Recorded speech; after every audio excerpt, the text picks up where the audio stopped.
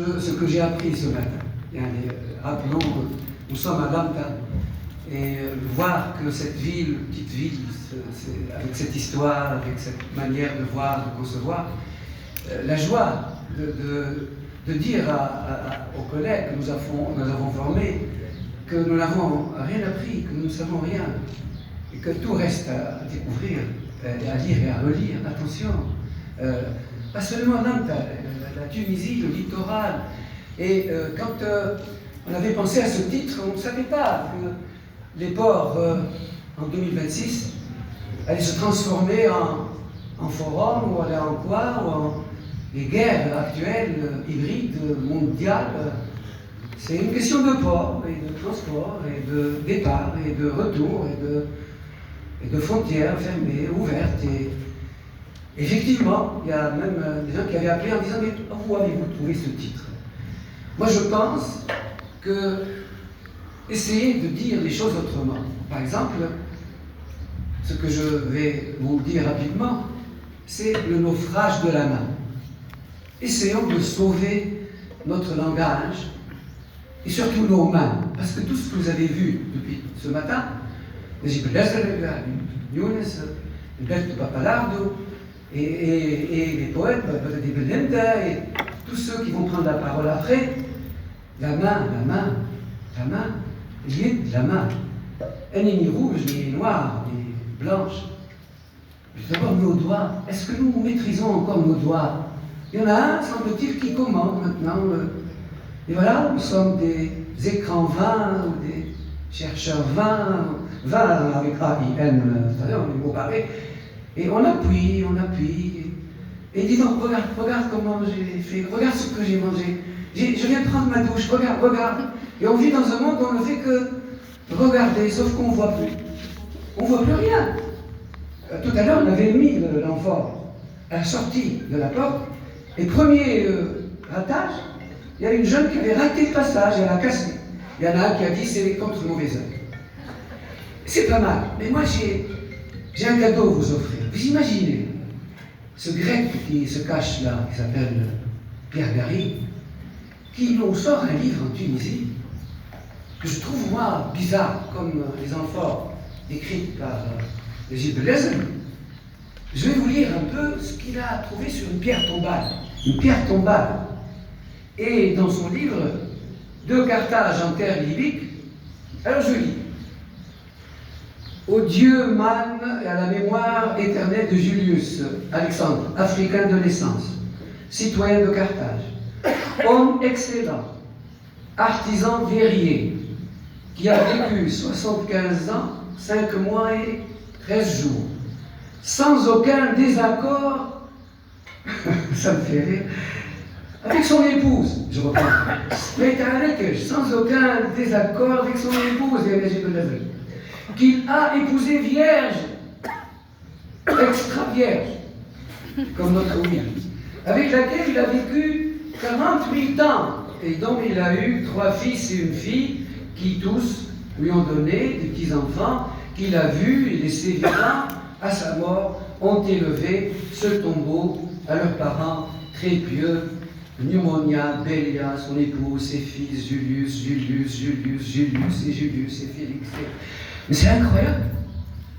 Donc, il fait longtemps, on épousait des femmes extra-vierges, et on pouvait ne pas du tout battre sa femme, quereller sa femme. Revenons à la main. Mais que vaut une main sans l'espace des dieux, c'est-à-dire les cuisines? Sauf que nos femmes ont déserté les cuisines. Et Picasso l'a dit depuis longtemps, les dieux sont dans les cuisines. Alberto Pappalardo. Un peu partout maintenant, et on a été contaminé par les pizzas qu'on a vues tout à l'heure.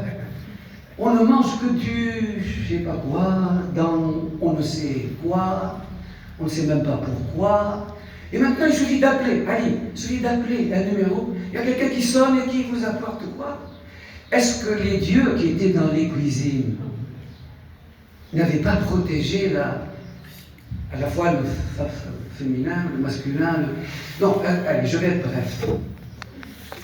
Je vous assure que ma communication est ratée, c'est un ratage. Et que si je n'avais pas tous mes diplômes, s'il était question de passer devant un jury aujourd'hui, je n'ai jamais redoublé, c'est triste d'ailleurs, jamais redoublé, sauf une fois.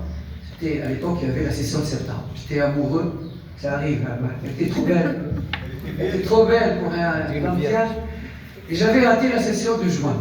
Mais à l'époque, comme il y avait la session de septembre, grâce à Nerval, j'avais réussi ma dissertation, mais parce qu'à l'époque, j'avais perdu de vue cette femme belle, trop belle, c'est méditerranéenne, dangereuse, belle de Papalard de là. J'étais à Télévisio, pas loin de Venise, une très belle sicilienne ou vénétienne. Elle m'avait dit, et toi, le Tunisien, c'est clair et net, Baptiste.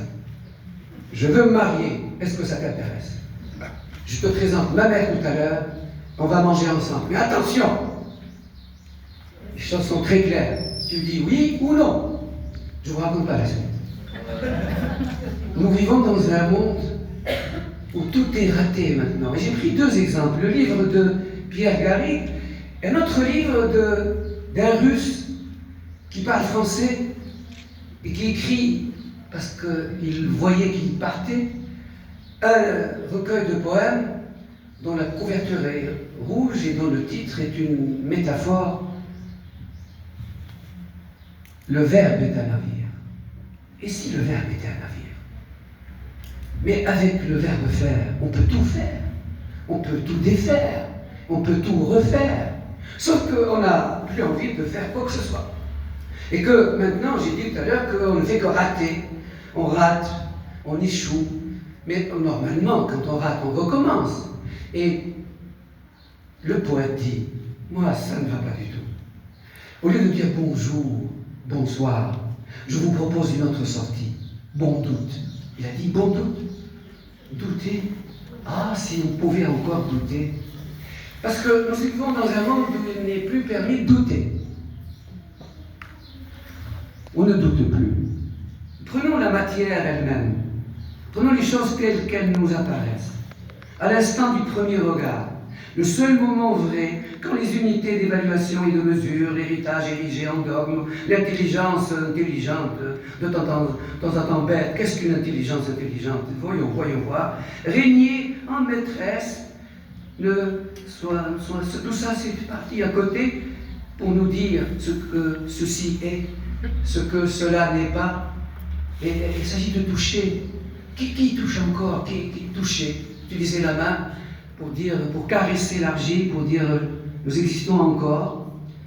Oui, ce que les choses sont, et où l'impression laisse faire le sens, ou les sens, dans tous les sens, et même à contresens. Hey, parce qu'il est là. Forest nous dit, prenez les contresens, sauf quand vous roulez, quand vous êtes motorisé. Mais quand vous marchez, quand vous êtes piéton, prenez le contresens des rues, vous allez voir des choses incroyables. Dans cet espace plus blanc que blanc, on cherche à dessiner, ou à peindre, ou à écrire, ou à saisir l'immédiat, l'instantané, ce que l'on entrevoit, ou à révéler dans un brouillon ce qui fuit, dans le brouillage, une promesse, dans le ratage, une nouvelle perspective. Plongeons dans le vif de la matière. Comment malaxer la terre, effacer les bulles d'air, transmettre le mouvement des pieds aux mains mouillées, affiner la forme, enlever l'excédent, lisser le raffermi, suivre la ligne du fil, la couper. Mais Michel-Ange a raison. Le meilleur artiste n'a jamais rien conçu qu'un bloc de marbre en lui-même, n'en sert de son excès auquel seul parvient la main obéissant à l'intellect. Imaginez la main de Michel-Ange en train de caresser le marbre et de lui dire « Écoute-moi, j'ai des choses à te dire. » Et la main travaille, et la main cherche, et la main se trompe, et la main reprend. Et un de ces matins, n'est-ce pas, Gilles Trafer, quelque chose advient, naît, et on ne sait pas pourquoi. Et à ce moment-là, l'artiste, ou il signe, et il va ailleurs, ou bien il rate, et il recommence, n'est-ce pas? Parce qu'il s'agit de faire l'éloge de l'échec.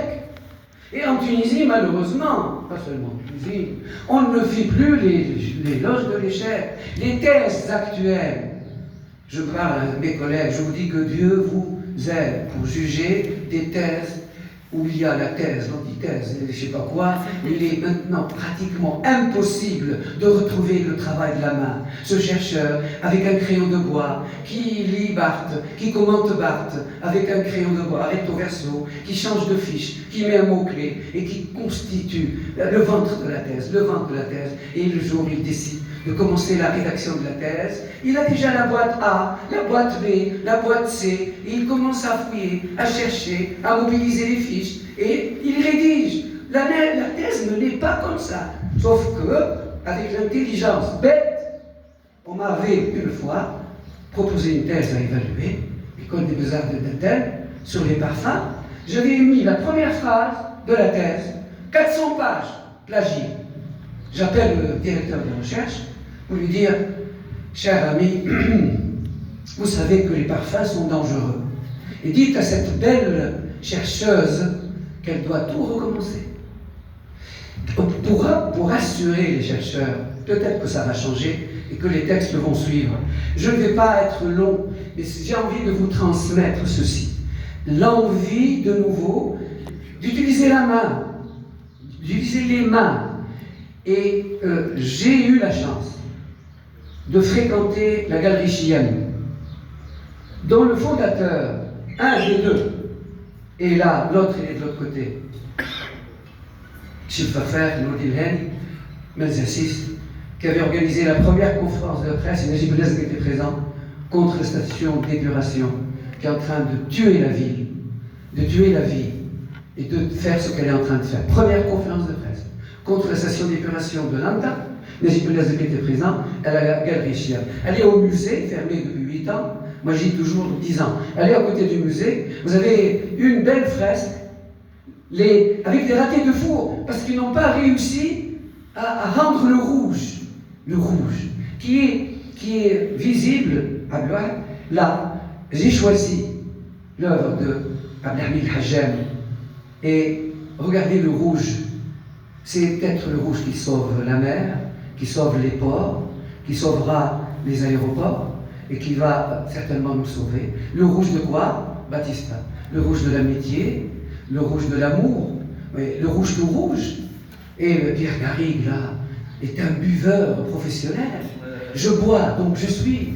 Je bois, donc j'essuie. Je bois, donc j'investis.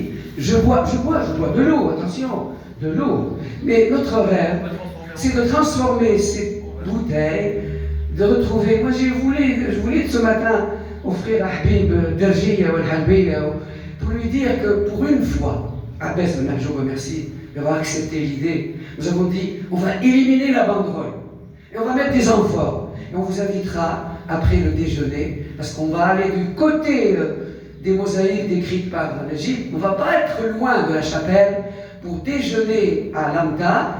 Et attention, encore une fois, j'ai dit le rouge, Baptiste, le rouge, mais Abdel Khatibi nous avait appris à se méfier de l'amour et de l'amitié. Il a inventé un mot, il a offert ce mot au dictionnaire français, l'aimance. L'aimance parce que nous vivons dans un monde où nous avons besoin d'affixes.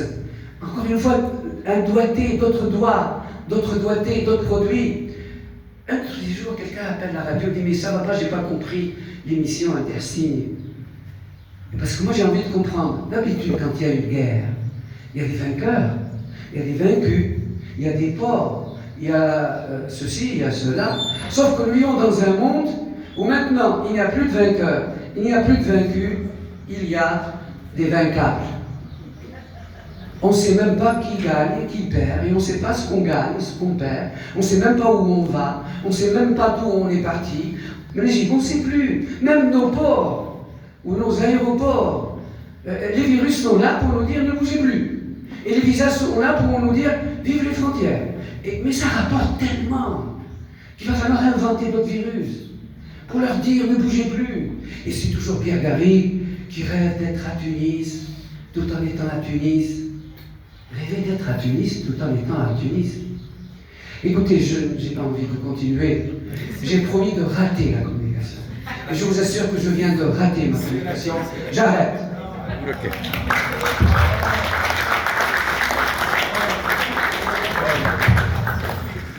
Merci beaucoup. Vous voyez qu'il n'a rien raté. Qu'il a tout